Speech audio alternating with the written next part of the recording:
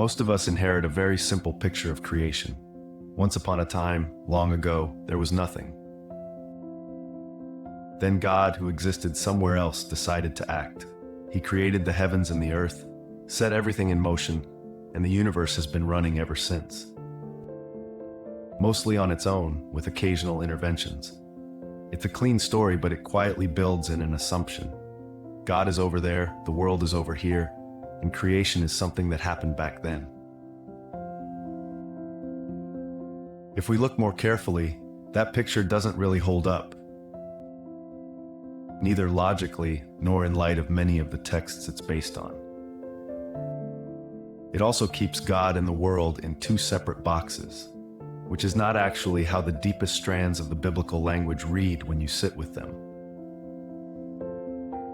The shift I want to suggest is this. God created the world makes far more sense if we stop thinking of creation as a one-time event and start seeing it as something happening right now. Not in the sense that a distant God occasionally reaches in to tweak things, but in the sense that reality itself is continuous creation, a constant, present letting be of everything that exists. To see why, we have to be clear about what create really means. If you think of God like a cosmic engineer, then create sounds like assembling parts. Taking raw material and shaping it into stars, planets, trees, and people. Once the assembly line is finished, the products sit there on their own. God might come back now and then to fix or adjust, but the basic job is done. A deeper reading treats creation as something more radical.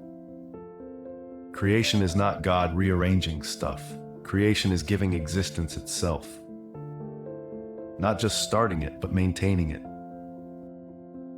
In that sense, if creation ever stopped, the world wouldn't slowly wind down. It would simply not be there. Think of a light bulb. The bulb is not something electricity made once and then walked away from. The light is what happens when electricity is flowing right now. If the current stops, the light doesn't fade over minutes. It's gone instantly.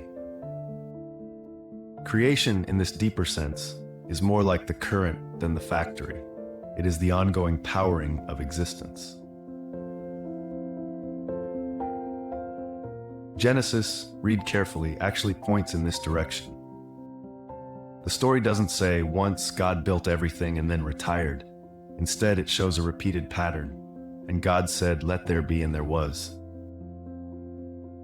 Creation happens as speaking. It's not a single push of a button. It's an ongoing articulation. Light, sky, land, life, each called forth by a word. Later texts pick up on this. The Gospel of John opens by saying, in the beginning was the Word. All things were made through him. In him was life. That word is not just a sound from long ago. It is the living principle by which reality is intelligible and alive at all. Colossians goes even further and says, in him all things hold together. Hebrews speaks of the same reality, upholding all things by the word of his power. Acts says, in him we live and move and have our being. Revelation has the line, behold, I am making all things new, not I made all things new once. None of this language fits the picture of a God who did something in the past and then stepped away. It's describing the structure of reality itself. Everything is in something deeper, sustained by it, held together by it, renewed by it, right now. To avoid sliding back into the old picture, it helps to stop imagining God as a giant person hovering outside the universe. Instead, think of God here as the name we give to the very fact that there is existence at all, the formless source from which every moment of reality emerges. Not a being in the universe, but being itself. Not a mind that sometimes looks at the world, but the awareness in which the world appears. In that light, creation is not God occasionally doing something to the universe over there. Creation is the universe appearing in being, moment by moment.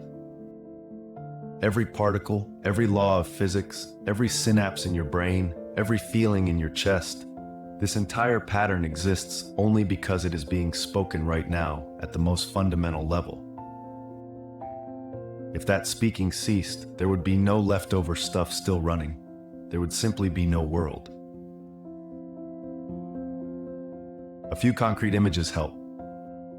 A song does not exist independently of the musician.